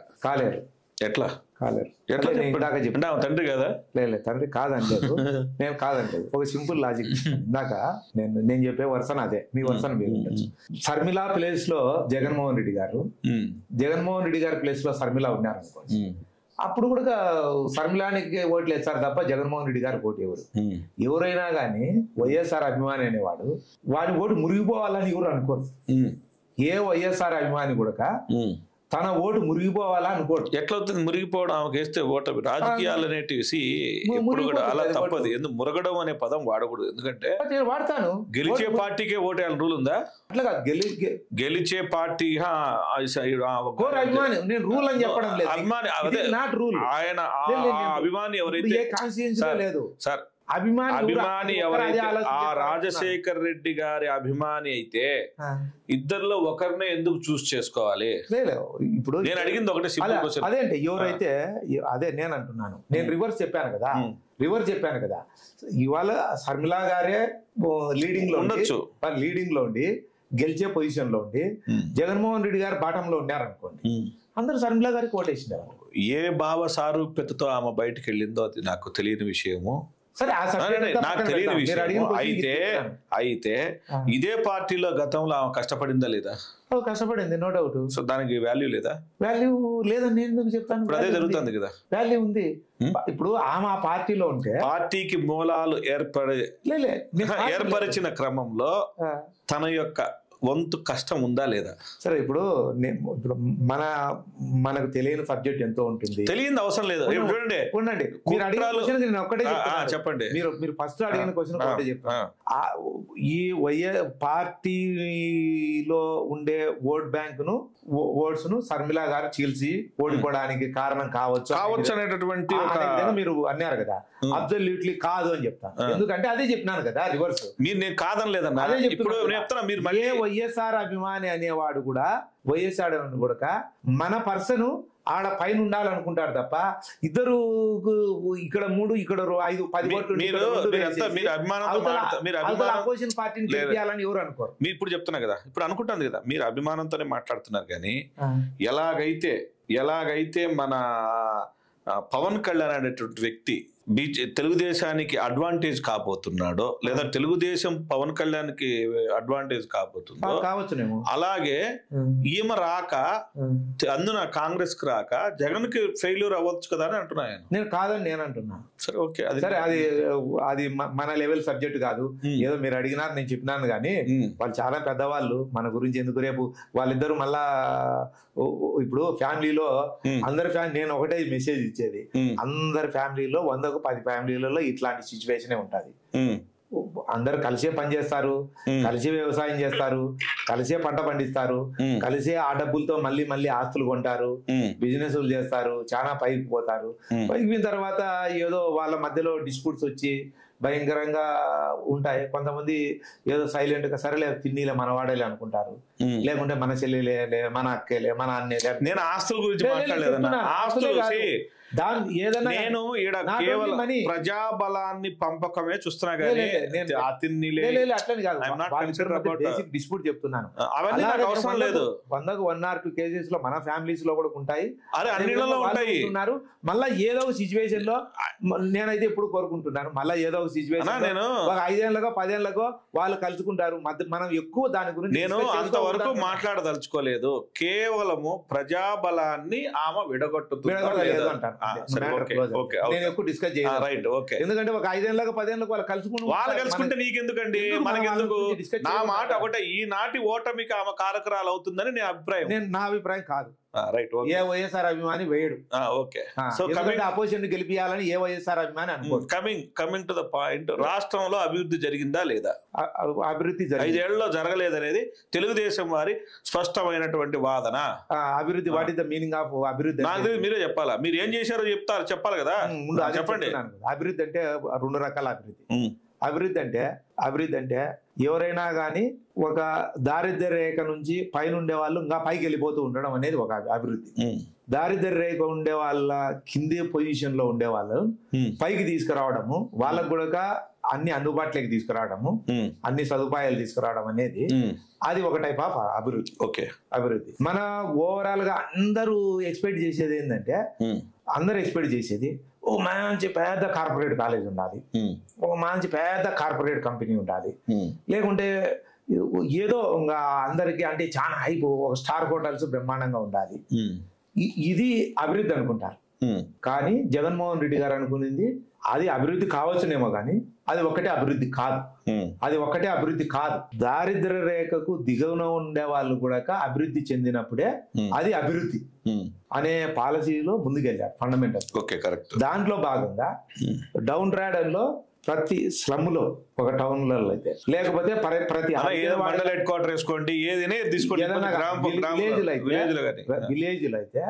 విలేజ్ లో అయితే డౌన్ ట్రాడన్ లో ఉండి తినడానికి తిండి లేక, లేకుంటే అనాథలుగా ఉండే పిల్లలకు కానించి, లేకుంటే అనాథలుగా ఉండే వాళ్ళు దిక్కులేని వాళ్ళు ఉండే వాళ్ళు, ఒక ప్రెగ్నెంట్ లేడీ కావచ్చు, లేకుంటే అనాథలుగా ఉండే ఒక అంటే భర్త చచ్చి పేద మహిళ కావచ్చు, ఎవరైనా కావచ్చు, వాళ్ళు కూడా సంతోషంగా ఉండిన రోజే డెవలప్మెంట్ అనేది ఆయన పాలసీ. దాంట్లో భాగంగా విలేజ్ లో రైట్ ఫ్రమ్ బిగినింగ్ విలేజ్ లో స్కూల్స్ ఎస్టాబ్లిష్ చేశారు బ్రహ్మాండంగా. దానికి కావాల్సిన ఇన్ఫ్రాస్ట్రక్చర్ ఇచ్చారు. వేరే స్కూల్ అంటే బిల్డింగ్ కట్టేయడం కాంట్రాక్ట్ అని కాదు, వాళ్ళకి కావాల్సిన అన్ని సదుపాయాలు, టాయిలెట్స్ కానుంచి వాటర్ సప్లై కానుంచి టేబుల్స్, కంప్లీట్ కార్పొరేట్ స్కూల్స్ కు పోటాపోటీగా సదుపాయాలు చేశారు. విలేజ్ లో సఫిషియంట్ సచివాలయం కట్టేయడం జరిగింది. విలేజ్ లోకి ఎంప్లాయీస్ మళ్ళీ నెక్స్ట్ మంత్ బిల్డింగ్స్ కథ చెప్తాను. మళ్ళీ తర్వాత విలేజ్ లో ఒక చిన్న హాస్పిటల్ ఎస్టాబ్లిష్ చేయడం జరిగింది. ఇవన్నీ సదుపాయం చేయడమే కాకుండా అక్కడ సఫిషియంట్ స్టాఫ్ ను ప్రొవైడ్ చేయడం జరిగింది. ఒకటేసారి 130,000 ఉద్యోగాలు క్రియేట్ చేసి వాళ్ళందరినీ విలేజ్ల్లో స్లమ్ముల్లోనే వర్క్ చేసేటట్లు ప్రొవైడ్ చేశారు. ఇంతకుముందు గవర్నమెంట్ ఎంప్లాయీస్ అంటే మండల ఆఫీసు ఆ పై స్థాయిలోనే ఉండేవారు, తాలూకా ఆఫీసు డిస్టిక్ ఆఫీసుల్లోనే ఉండేవారు. ఎవరైనా ఏదైనా ఒక చిన్న పని కావాలి అంటే మండల ఆఫీసుకి పోతాడు, ఆడిపోతే. ఈ రోజు గ్రామ స్థాయిలో మీకు గ్రామానికి అవసరపడే అందరు అధికారులు ఉన్నారంటారు. అందరు అధికారులు దాదాపు ఉన్నారు. దాదాపు అంటే కొన్ని పెద్ద పెద్ద పనులు ఉంటాయి అనుకో. అవి కాదండి, గ్రామానికి ఏం అవసరమో ఊర్లో ఉండే పేదవాళ్ళు ఎంతమంది లేదా రైతులు ఎంతమంది లెక్కలేయడమో వాళ్ళ అవసరాలు తీర్చడం ఇంతే కదా, గ్రామ స్థాయిలో ఉండాలి కదా. ఇప్పుడు ఒకటి ఎగ్జాంపుల్ చెప్తాను. ఒక 60 years అయిపోయింది, నేను 60 years నిండినా ఒక పర్సన్, నేను పెన్షన్ ఎలిజిబుల్ వచ్చిందని చెప్పేసి వాలంటీర్కి ఇస్తారు. వాలంటీర్ ఇస్తే వాలంటీర్ తీసుకుని గ్రామ సెక్రటరీ ఇస్తారు. తర్వాత అక్కడికి పోతుంది. ఒకవేళ రాలేదనుకోండి 3 months తర్వాత 3 months 4 months తర్వాత సర్టెన్ పీరియడ్ ఉంది. తర్వాత టోల్ ఫ్రీ నెంబర్ ఫోన్ కొడితే 48 hours లోపల పై నుంచి రిపోర్ట్ ఇవ్వాలి. డిస్ట్రిక్ట్ కలెక్టర్ ఆఫీస్ కు రిపోర్ట్ ఇవ్వాలి. ఎవరు ఎండి ఎందుకు ఇవ్వలేదు అనేది, whether is eligible or not. అంటే నేను చెప్పేది ఈ పర్సన్ మండల ఆఫీస్ పోవాల్సిన అవసరం లేదు. ఏ ఆఫీస్ పనులు తన పని తను చేసుకుంటుంటాడు ఆటోమేటిక్ గా తన దగ్గర. గ్రామ స్థాయికే అన్ని సర్వీసులు చేసేసాయి. ప్రెగ్నెంట్ లేడీ ఉంది అనుకోండి, ప్రెగ్నెంట్ అయిపోతానే ఆ వాలంటీర్ లేడీ ఉంటుంది, లేడీకి చెప్తుంది ఇట్లా నేను ప్రెగ్నెంట్ అయినా అని చెప్తాను. ఇమ్మీడియట్ గా ఆమె వచ్చేసి అక్కడ కన్సర్న్ డాక్టర్ కు ఎక్కడెక్కడ వాళ్ళకి కావాల్సింది చెప్తా, వాళ్ళ వెబ్సైట్ లో ఫీడ్ చేస్తారు. అవన్నీ ఏమో ఆధార్ నెంబర్ అన్ని ఫాలో అప్ ఉంటాయా? ఫాలో అప్ లో కంపల్సరీ మంత్లీ 2 times నర్స్ వస్తారు, మంత్లీ 1 time కంపల్సరీ డాక్టర్ రావాలి. క్వాలిఫైడ్ మందులు కూడా ఇస్తున్నారంట. మందులు కూడా అబ్సల్యూట్లీ ఇవ్వాల్సిందే, మందులు ఇవ్వాలి. నేను ఫైనల్ ఫెసిలిటీ చెప్తున్నా, గ్రేట్ ఫెసిలిటీ. ఒక కరోడపతికి కూడా అందిన ఫెసిలిటీ ఒక ప్రెగ్నెంట్ లేడీకి అందుతుంది. ఎందుకు చెప్తున్నానంటే ఆమెకు ఏ రోజులైతే నొప్పులు స్టార్ట్ అయితే అప్పుడు వాలంటీర్ రెడీగా ఉండాలి. ఆమెకు ఇమ్మీడియట్ గా నొప్పులు స్టార్ట్ అయితేనే పైన హైయర్ అథారిటీ ఇమ్మీడియట్ గా అంబులెన్స్ పంపించాలి, ఈమె తీసుకెళ్లి హాస్పిటల్లో చేర్పించాలి. అంటే అంబులెన్స్ ఫెసిలిటీ ఒక కరోడపతి కూడా పాజిబుల్ కాదు. కార్లో పోతే సరిపోతుంది అనుకుంటే ఫీలింగ్ ఉంటుంది. డబ్బులు అవుతాయి 3,000, 4,000, 5,000, 10,000 అవుతాయి అని చెప్పేసి. అంటే అంత మంచి ఫెసిలిటీస్ ప్రతి ఒక్కటి. ఇంకోటి ఇంగ్లీష్ మీడియం. ఇప్పుడు ఊరికి ఏదో అందరూ చెప్తున్నారు నాయకులందరూ తెలుగు మీడియం చదవాలంటే చదివించుకోను. కానీ ఏ ఒక్క నాయకుడు ఛాలెంజ్ చేస్తాను, ఏ ఒక్క నాయకుడు వాళ్ళ కొడుకులను కానీ వాళ్ళ మనవన్లను కానీ ఈ రీసెంట్ డేస్ లో తెలుగు మీడియం చదివించడం లేదు. అందరూ ఇంగ్లీష్ మీడియమే చదివిస్తారు. ఒకవేళ తెలుగు ఇంట్రెస్ట్ ఉంటే తెలుగు ఒక సబ్జెక్ట్ తీసుకొని చదవచ్చు. చదువు అసలు తెలుగు వద్దన్నాడు. ఫస్ట్ లాంగ్వేజ్, సెకండ్ లాంగ్వేజ్ 2 ఉన్నాయి, చదవచ్చు. ఇంకోటి ఇప్పుడు మనమందరము యాక్సెప్ట్ చేయాల్సింది ఏంటంటే ఇంగ్లీషు మీడియంలో చదివి ఉంటే ఇంకా ఎక్కడికో ముందుకు వెళ్ళిపోయాం. ఇంగ్లీష్ లేకపోవడం వల్లనే ఉండేది. బెస్ట్ ఎగ్జాంపుల్ నేను అడ్వకేట్ గా నేను చెప్తున్నాను కదా, నేను ఒక్కటే కండిషన్ నా దగ్గర పని చేయాలంటే తెలుగు మీడియం వాడైతే నాట్ ఎలిజిబుల్. ఎందుకు ఎలిజిబుల్ అంటే 2 పాయింట్లు. వాడు డాక్యుమెంట్ చదవలేడు, వాడు ఎన్ని రోజులు చదివినా డాక్యుమెంట్ చదవలేడు, చదివినా కానీ సరిగా అర్థం కాదు. అదే ఇంగ్లీష్ మీడియం అనుకో 10th ఫెయిల్ అయినాడని ఓకే నేను తీసుకోవడానికి నేను షార్ట్ కట్ చెప్తున్నా అంతేలేండి. 10th ఫెయిల్ అయిన వాడైనా సరే నేను వాడిని తీసుకొని నేను ట్రైనింగ్ ఇచ్చుకుంటాను. ఎందుకంటే వాడు ఫస్ట్ క్లాస్ ఎల్కేజీ నుంచి ఫస్ట్ క్లాస్ నుంచి ఇంగ్లీష్ లో చదివింటాడు. వాడికి డాక్యుమెంట్స్ చదివితే అర్థం అవుతుంది. వీడు పీజీ చదివినా డిగ్రీ చదివినా పీజీ చదివినా వాడికి తెలుగు మీడియం వాళ్ళకి ఏం అర్థం కాదు. నేను తీసుకోవడానికి రెడీగా లేను. సేమ్ అదే పాలసీని వారు కార్పొరేట్ సపోజ్ కాల్ సెంటర్స్ ఉన్నాయి, కాల్ సెంటర్ లో కొన్ని లక్షల జాబ్స్ ఉన్నాయి, చేస్తున్నారు కూడా. అంటే జాబ్స్ అంటే చేస్తున్నారు. డిగ్రీ జస్ట్ ఆడికాడికి పాస్ అయిన పర్సన్ ఇంగ్లీష్ లో మాట్లాడగలిగితే, ఇంగ్లీష్ లో రాయగలిగితే 25,000 పైన శాలరీతో పనిచేస్తున్నాడు. అది 20 కావచ్చు, 30 కావచ్చు, 50 కావచ్చు, 1,00,000 కావచ్చు, డిపెండ్ అపాన్ టాలెంట్. అదే తెలుగు మీడియం చదివినోడైతే ఫస్ట్ ఇంటర్వ్యూలోనే అదే నిన్న లేటెస్ట్ ఏదో పూకు యాఫో ఏదో అదేదో పెడుతున్నారు. మీరు అన్ని మన వాళ్ళు అన్ని చెప్పడానికి రెడీగా ఉంటాయి, క్వశ్చన్ అడుగుతాను ఇట్లా భయపడతాడు. ఎందుకంటే అదే తెలుగులో మాట్లాడమను, తెలుగులో అనర్గళంగా ఒక క్వశ్చన్ అడిగితే ఇప్పుడు నేనైతే ఎలా మాట్లాడుతున్నా అంటే 10 ఆన్సర్లు చెప్పగలుగుతాను. అదే పర్సన్ ఇంగ్లీష్ లో క్వశ్చన్ అడగమను, క్వశ్చన్ అడిగితే వానికి లోపల సమాధానం తెలిసా చెప్పలేదు, సమాధానం అన్ని తెలుసు, ఇట పలుకుతుంటాడు ఏం చెప్పాలన్నా ఏం చేస్తాలన్నా అని చెప్పేసి. అది పరిస్థితి. వాడు ఇంటర్వ్యూలోనే క్వాలిఫై కాకుంటే మళ్ళీ వాడి జాబ్ వచ్చే కదా చేయడానికి. ఇది పరిస్థితి. సరే పోనీ ఎన్ని పక్కన ఆంధ్రప్రదేశ్ లో అభివృద్ధి జరిగిందంటారా జరగలేదు? అబ్సల్యూట్లీ జరిగింది. జరిగిందంటే అవసరానికి తగ్గట్టు జరిగింది. మళ్ళీ నెక్స్ట్ టైం వస్తే గవర్నమెంట్ ఎప్పుడైతే స్టెబిలిటీగా ఉందో కార్పొరేట్ కంపెనీస్ వాళ్ళ రిక్వైర్మెంట్ కోసం వాళ్ళు వచ్చి ఎస్టాబ్లిష్ చేసుకుంటారు. ఇప్పుడు జనరల్ గా చెప్తుంటారు కార్పొరేట్ కంపెనీస్ వస్తాయి నేను తీసుకొచ్చినాను. ఏ corporate company let me finish అడిగినారు. ఏ ఒక్క కార్పొరేట్ కంపెనీ వాళ్ళ కోసం వస్తారు తప్ప ఎవరో ఏ సీఎం లేకుంటే ఏ మినిస్టర్ రమ్మంటే ఎవరు రాలేదు. వాళ్ళకి ఫీజిబిలిటీ ఉంటేనే వస్తారు. హైదరాబాద్ లో విపరీతంగా కంపెనీస్ వస్తున్నాయంటే అది ఎవరి గొప్పతనం కాదు. ఒకవేళ గొప్పతనం అనుకున్నాం అనుకోండి, అది చంద్రబాబు నాయుడు గారి గొప్పతనమే, వైఎస్ఆర్ గారి గొప్పతనమే, మొన్నటి వరకు మినిస్టర్ ఐటీ మినిస్టర్ కేటీఆర్ గారు గొప్పతనమే. గొప్పతనం అంటే ఒక కంపెనీ రావాలంటే చాలా పారామీటర్స్ ఉంటాయి. వాతావరణం అనుకూలించాలి, మౌలిక వసతులు, ట్రాన్స్పోర్టేషన్, చాలా అన్ని కలిస్తే కానీ చాలా చాలా ప్రొఫెషనల్ ఎంప్లాయీస్ దొరకాలి.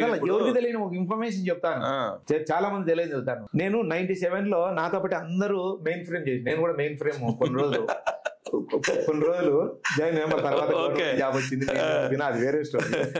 అప్పుడు నాతో పాటు ఉన్న వాళ్ళందరూ జాబ్స్ వచ్చినాయి. కొంతమంది జాబ్స్ వస్తే ఫర్ ఎగ్జాంపుల్ TCS లో అక్కడ మన త్రివేంద్రంలో ట్రైనింగ్ ఇచ్చారు. ట్రైనింగ్ ఇచ్చే వాళ్ళల్లో ఆప్షన్ పెట్టమంటే out of for example 1000 people ఉన్నారు అనుకోండి. 1000 పీపుల్లో ఆల్మోస్ట్ 300-500 పీపుల్ హైదరాబాద్ కావాలని పెట్టారు. హైదరాబాద్ లో వేకెన్సీస్ ఎన్ని ఉన్నాయి? ఫర్ ఎగ్జాంపుల్ హైదరాబాద్ లో ఓన్లీ ఇక్కడ ఉండేది ఆ రోజుకి ఒక్క బ్రాంచే ఉండేది, ఒక్క బ్రాంచ్ ఇక్కడ కెపాసిటీ. అక్కడ న్యూ వేకెన్సీస్ ఓన్లీ ఒక 20నో 30నో 40నో ఏదో ఉన్నాయి. ఢిల్లీలో 100 ఉన్నాయి, బాంబేలో 200 ఉన్నాయి, పూణేలో ఇట్లా ఉన్నాయి. అన్ని చోట్ల డిఫరెంట్ ప్లేసెస్ లో వేకెన్సీస్ ఉన్నాయి. అక్కడికి పోవడానికి ఎవరు లేరు. అదే హైదరాబాద్ లో జాయిన్ కావడానికి అయితే అన్ని కండిషనల్ గా ఉన్నారు. పోని ఎక్కడ వచ్చాడో ఫోర్స్ఫుల్ గా ఢిల్లీలో పెట్టినారు. ఢిల్లీలో పెట్టిన మరుసటి రోజు నుంచి ఇచ్చిన రోజే రిక్రూట్మెంట్, మరుసటి రోజే టార్గెట్ ఏంది? హైదరాబాద్ కు వేకెన్సీ వచ్చే నేను అన్కండిషనల్ గా వెళ్ళిపోవడానికి రెడీ. అదే వాడిని వేరే ఊరికి ట్రాన్స్ఫర్ చేశారనుకోండి, వానికి టీఏలు డిఏలు 5-star హోటల్ అన్ని ఇవ్వాలి. ఇవన్నీ అబ్జర్వ్ చేసిన తర్వాత వాళ్ళు వచ్చేసి TCS వాళ్ళు ఇక్కడ ల్యాండ్ తీసుకోవడము, ఇక్కడ పెట్టడం, ఇక్కడ భారీగా ఎక్స్పాండ్ చేయడం జరిగింది. నేను ఒక TCS అర్థమైంది. వాళ్ళకి కావాల్సినప్పుడు ఎంప్లాయీస్ ప్రొఫెషనల్స్ ఎక్కువ ఉన్నారు, వాళ్ళకి కావాల్సిన క్వాలిటీ ప్లేస్ లో ఉండడానికి ఇష్టపడుతున్నారు. ఇది ఒక ఫ్యాక్టర్. ఇంకోటి వచ్చేసి పీస్ఫుల్. ఏదో ఓల్డెన్ డేస్ లో ఈ మత కల్లోలాలు ఉండేది తప్ప, ఎప్పుడైతే ఎన్టీ రామారావు గారి పీరియడ్ లో కొంచెం తగ్గాయి, మళ్ళీ గ్యాజువల్ గా వైఎస్ఆర్ గారి పీరియడ్ లో ఆల్మోస్ట్ క్లోజ్ అయిపోయినాయి. మత కల్లోలాలు పోయిన తర్వాత వేరే ఫ్యాక్టర్స్ లో ఇక్కడ వెదర్ మంచి వెదర్ ఫస్ట్ నెంబర్ 1. ఇది centrally located, it is peaceful state.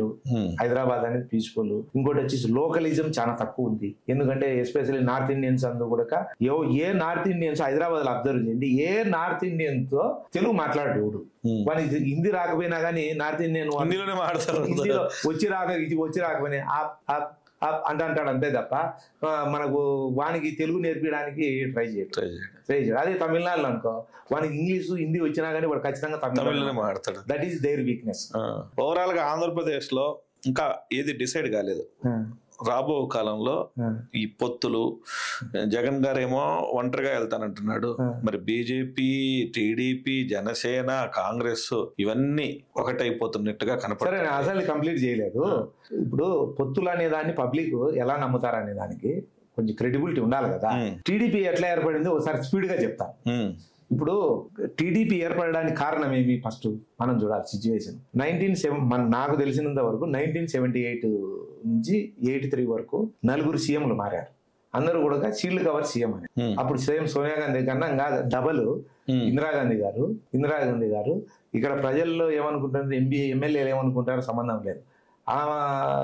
ఆమెకు వచ్చేసి ఎవరైతే లాయల్గా ఉంటారో, ఆమెకు ఎవరైతే అనుకూలంగా ఉంటారో, ఇంకోటి లాయల్గా అంటే అన్ని మీకు అర్థమై ఉండాలి ఏమేమి ఎట్లా అని. షీల్డ్ కవర్ సీఎం అంతే, డైరెక్ట్గా వస్తాడు, వాళ్ళు ఓకే అనాలి, అయ్యేవాళ్ళు. అది రకరకాలు ఉండే. విసిగిపోయినారు పబ్లిక్. తెలుగు ప్రజలు అనే వాళ్ళకు వాల్యూనే లేదు.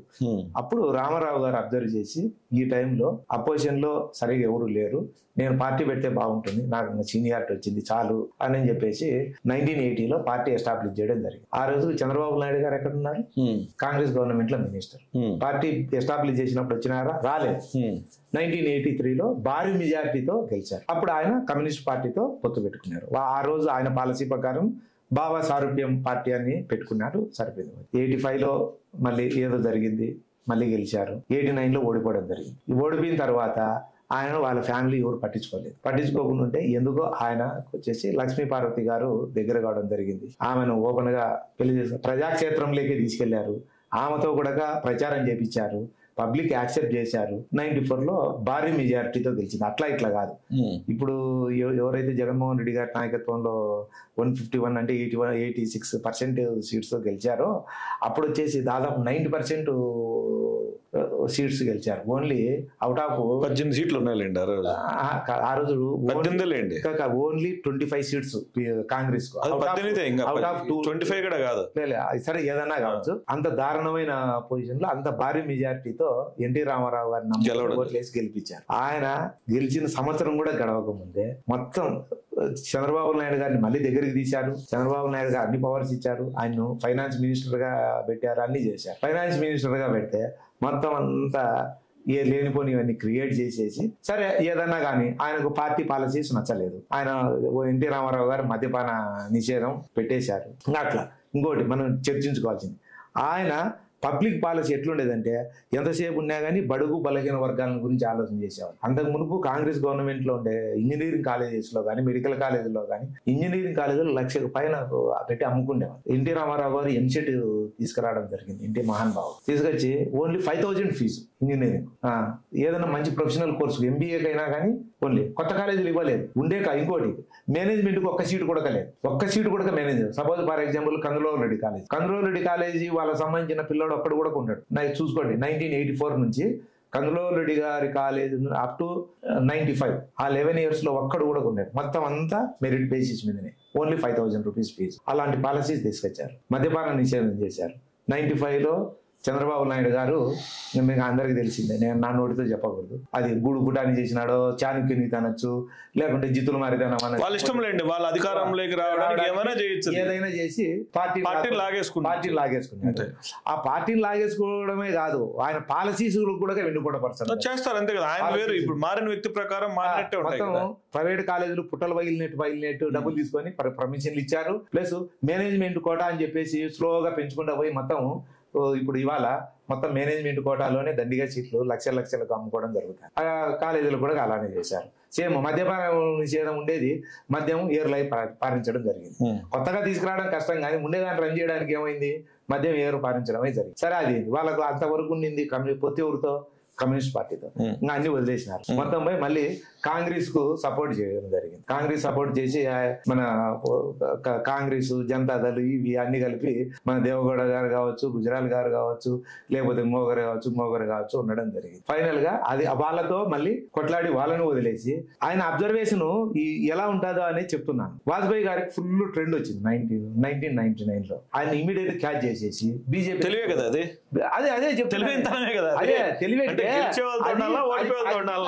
అది దాని తెలివే. రాజకీయం ఇప్పుడు రాజకీయం అంటే ప్రజాస్వామ్యంలో రాజ్యాలు కాదు. ప్రజాస్వామ్యంలో ప్రజలు ఓట్లేస్తారు, ఆ తర్వాత ప్రజలను చూసుకోవాలి, ప్రజలను నమ్ముకోవాలి. నీకు అధికారం కూడా ముఖ్యమే. అధికారం ముఖ్యమే, కానీ అధికారం ఒకటే కాదు, ప్రజలు కూడా చూడాలి. సరే బీజేపీతో చేసినారు. కాంగ్రెస్ కమ్యూనిస్ట్ పార్టీ సిద్ధాంతాలు సెక్యులరిజం కు రైవల్ పార్టీ ఏంది బీజేపీతో తీసుకుంది. సరే ఒకే అటువైపు పోయినాడు. బీజేపీతో బాగుండాలి కదా, లేదు. మళ్ళీ బీజేపీకి డౌన్ ట్రెండ్ స్టార్ట్ అయిందని చెప్పేసి అబ్జర్వ్ చేసి మోడీ గారు ఏదో అక్కడేదో గుజరాత్ లో జరిగింది, గుజరాత్ లో గోద్రా అల్లర్లు జరిగినాయి. అది ఎవరిది తప్పో ఎవరిది కరెక్టో కాంట్రవర్సీలు మనకు సరిగ్గా తెలియదు. మోడీ గారు హైదరాబాద్కి వస్తే నేను ఏకంగా అరెస్ట్ చేస్తానని డిక్లేర్ చేయడం జరిగింది. బీజేపీని వదిలేయడం జరిగింది. బీజేపీకి డౌన్ ట్రెండ్ స్టార్ట్ అయిందని చెప్పేసి అబ్జర్వ్ చేసి డైరెక్ట్ గా కాంటెస్ట్ చేసినాను. చిత్తుగా ఓడిపోయినాడు. నేను ఇక్కడ ఒక పాయింట్ ఏం చెప్పాను, అదే మోడీ గారు చంద్రబాబుతో ఎందుకు వేదిక పంచుకున్నాడు? ఆయన అంత మంచి అదే చెప్తున్నాను పాయింట్. ఈయన గురించి కాదు, లేదు వాళ్ళ గురించి కానీ కాదు నేను చెప్పేది. మన టీడీపీని గురించి డిస్కస్ చేస్తున్నా. మనం బీజేపీని నేనేం పెద్ద గొప్ప పార్టీ అని చెప్పడం లేదు, కాంగ్రెస్ గొప్ప పార్టీ అని చెప్పడం లేదు. చెప్తున్నాను మనకు ఇక్కడ ఆంధ్రప్రదేశ్ రాజకీయంలో ఉండేటప్పుడు వైఎస్ఆర్సీపీ వర్సెస్ టీడీపీనే మనకు. మిగతాయిని ఊరికి ఏదో మాట్లాడుకోవడానికి మనకు వస్తున్నాయి తప్ప ఏదో మనకు సంబంధం లేని పార్టీలు అవన్నీ. ఈ ఇద్దరి మధ్యలోనే కాంటెస్ట్ ఉంటుంది. మళ్ళీ 2009కి వచ్చేటప్పటికి ఎవరు చంద్రబాబు నాయుడుతో పడకుండా బయటికి వచ్చి కొట్లాడి తిట్టకుండా అని చెప్పి చంద్రశేఖరరావు గారు పార్టీ పెట్టుకున్నారు టీఆర్ఎస్. మళ్ళీ ఆయనతోని 2009లో కలిసి కాంటెస్ట్ చేయడం జరిగింది. మళ్ళీ ఓడిపోయినారు, సరిపోయింది. మళ్ళీ 2014కి వచ్చేటప్పటికి ఇంకా మోడీ గారికి విపరీతంగా వేవ్ వచ్చింది, కాంగ్రెస్ మీద విసిగెత్తిపోయినారు. మళ్ళీ మోడీ గారికి టైప్ అయ్యి ఇంకా అందరికీ మనం డిస్కస్ చేసుకోకూడదు, ఎన్నిసార్లు ఢిల్లీకి పోయినారో, ఎన్నిసార్లు ఏ విధంగా సరెండర్ అయింటాడా ఆ పైన దేవునికి తెలుసు. మనకు గెలిచాడు, బాగానే గెలిచితే మరి వాళ్ళతోనే బాగుండాలి కదా. మళ్ళీ అప్పుడు 2017 ఆ ప్రాంతంలో బీహార్ లో ఇంకా 2-3 స్టేట్లలో కాంగ్రెస్ గెలవడం జరిగింది. మరి ఇదేదో తేడాగా ఉంది, బీజేపీ పోతారని చెప్పేసి కాంగ్రెస్ మూవ్మెంట్ వస్తుంది, ఇంకా నేషనల్ అలయన్సెస్ మారిపోతాయి, ఇదంతా వేరే ఉంటుంది. నేనేదో పెద్ద జిత్తుల మారిదనం బాగా చేస్తాను, నేనేదో పెద్ద చాణుక్యుని అది ఇది అని చెప్పేసి ఏదేదో దానికి ఏమైనా పేర్లు పెట్టచ్చు. పాజిటివ్ గా చాణుక్య అంటారు, చిన్నది తెలిసిన విషయం అది. లేకుంటే పెద్ద ఇంగ్లీష్ లో ఉండాలి, పెద్ద డైనమిక్ అని చేసేసి 2018కి వచ్చేటప్పటికి మోడీ గారిని చంద్రబాబు నాయుడు తిట్టినట్టు ఇంతవరకు ఎవరు తిట్టలేదు. అందరూ పార్టీని తిడతారు, మోడీ గారి పాలసీస్ తిడతారు, కానీ ఆయన పర్సనల్ లైఫ్ లోకి పోయి తిట్టడం జరిగింది 2018లో. అది జరిగిపోయింది. పోయి కాంగ్రెస్ తో పొత్తు పెట్టుకొని పోయినారు. మళ్ళీ 19 వచ్చేటప్పటికి ఎవరున్నారు, ఎవరు మిగల్లే. కాబట్టి 2019 జగన్ రెడ్డితో పెట్టుకోమని కాదండి, ఒంటరిగా పోటీ ఇప్పుడు జగన్మోహన్ రెడ్డిగా ఓడుకున్నాడు. ఇప్పుడు ఆయన ఏమనుకుంటున్నాడు అంటే, నాకు చాణుక్య నీతి కానీ జిత్తులమారితనం అనొచ్చు, లేకుంటే ఇంకొకతనం అనొచ్చు, ఈ తనం అనొచ్చు, ఆ తనం అనొచ్చు, ఇది నాకు సరిపోతుంది తప్ప నాకు ప్రజలతో పొత్తు పెట్టుకుంటే నాకు మ్యాచ్ కాదు అని చెప్పేసి ఇప్పుడు హైదరాబాదు, విజయవాడ, ఢిల్లీ ఊరికి తిరుగుతా ఉన్నాడు. తిరగాలి కదా, అదే రాజకీయం, అదే రాజకీయం అంటే ఇదే. ఏది జిత్తులమారితనం అంతే రాజకీయం అంటే. సరే నువ్వు భావసారూప్యం పార్టీలతో పెట్టుకోవచ్చు, అది కంటిన్యూ చేయొచ్చు, కుదరకపోతే డ్రాప్ కావచ్చు, పెట్టుకోవచ్చు. నేను చెప్తున్నాను, ఎన్టీ రామారావు గారు ఆ రోజు పార్టీ స్థాపించే రోజుకు కాంగ్రెస్ గవర్నమెంట్ అగెనిస్ట్ గా కమ్యూనిస్టులు ముందుకు వచ్చారు, వాళ్ళతో పొత్తు పెట్టుకున్నారు, ముందుకు పోయినారు. సరే వాళ్ళతో కుదరకపోతే డ్రాప్ కావచ్చు, ఒంటరిగా పోటీ చేయొచ్చు. అంతేగాని నువ్వు పొత్తు పెట్టుకొని పార్టీ లేకుండా పొత్తు పెట్టుకోవడం. కాన్స్టిట్యూషన్, మీరు లాయర్ కదా, కాన్స్టిట్యూషన్ ఇచ్చింది కదా పెట్టుకోమని, పెట్టుకోమని ఇచ్చింది. కాన్స్టిట్యూషన్ రైట్స్ అయితే ఉన్నాయి కదా. కాన్స్టిట్యూషన్ లో ఏమైనా చేయొచ్చు, కాన్స్టిట్యూషన్ లోబడే కదా, కానీ ప్రజాస్వామ్యంలో అది తర్వాత ఆయన ప్రజాస్వామ్యంలో ప్రజలే డిసైడ్. ప్రజాస్వామ్యంలో ప్రజల చేత ఎన్నుకోబడి కాన్స్టిట్యూషన్ ఏదైతే ఇచ్చిందో వాటి ప్రకారమే కదా వెళ్తా ఉండేది. వెళ్తున్నారు, నేను అన్కాన్స్టిట్యూషనల్ గా అనాథరైజ్డ్కి వెళ్తున్నారని చెప్పడం లేదు, కానీ నేనేమంటే ఆయనకు ప్రజల మీద నమ్మకం లేదు. ఎంతసేపు నువ్వు గూడు పుటానీలు చేయడం, జిత్తులవారితనాలు చేయడం తప్ప అసలు ప్రజల గురించి, పబ్లిక్ పాలసీని గురించి ఏదైనా ఇప్పటికి కూడా ఆయన ఇప్పుడు కూడా నేను 2014 ముందు నేను ఎన్నో హామీలు ఇచ్చినాను, నేను చేయదలేను, ఇప్పుడే చేస్తానని చెప్పడం లేదు. సరే పోనీ అవన్నీ వదిలేండి, అయిపోయింది, చాలా మాట్లాడుకున్నాము. చివరిగా మీరు మా ప్రేక్షకులతో మీ పార్టీకి సంబంధించినవి ఏమైనా చెప్పదలుచుకునేవి ఉన్నాయా? నేను ఒక్కటే చెప్తున్నాను, జగన్మోహన్ రెడ్డి గారు 2014 నుంచి ఇంతవరకు ఏం చేశారు, పబ్లిక్ గురించి ఎలా ఆలోచన చేస్తున్నారు, అంతకు మునుపు ప్రతిపక్ష నాయకుడిగా ప్రజలతో ఎలా మమేకమై ఉన్నారు, ఇప్పుడు చీఫ్ మినిస్టర్ అయిన తర్వాత ఆయన ప్రజలే కాకుండా ప్రజలకు బెనిఫిట్ జరగడానికి సెంట్రల్ స్టేట్ తో రిలేషన్షిప్ మెయింటైన్ చేస్తూ ముందుకెళ్ళడానికి కొంచెం ప్రజల దగ్గరికి అపోజిషన్ లీడర్ గా ఉన్నప్పుడు పోయే విధంగా పోయిండకపోవచ్చు కొంతవరకు. అంత మాత్రాన ప్రజలతో లేదని ఆయన మనసంతా ప్రజల మీదనే ఉంటుంది.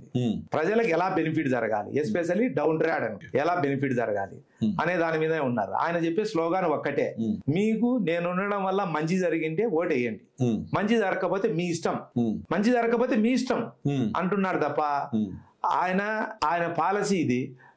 ఆయన పాలసీ నచ్చిన వాళ్ళు ఖచ్చితంగా ఓటేస్తారని ఆశిస్తున్నాను. నమస్కారం. నమస్కారం అండి. ఇదండి రఘునాథ్ రెడ్డి గారితో జరిగినటువంటి ముఖాముఖి చర్చా కార్యక్రమం. మరొక ముఖ్య అతిథితో మళ్ళీ మీ ముందుకు వస్తాను. Thank you. మా ఈ వీడియో నచ్చినట్టయితే లైక్ చేయండి, షేర్ చేయండి, సబ్స్క్రైబ్ చేయండి, వీలైతే మెసేజ్లు కూడా చేయండి మీ అభిప్రాయాలని.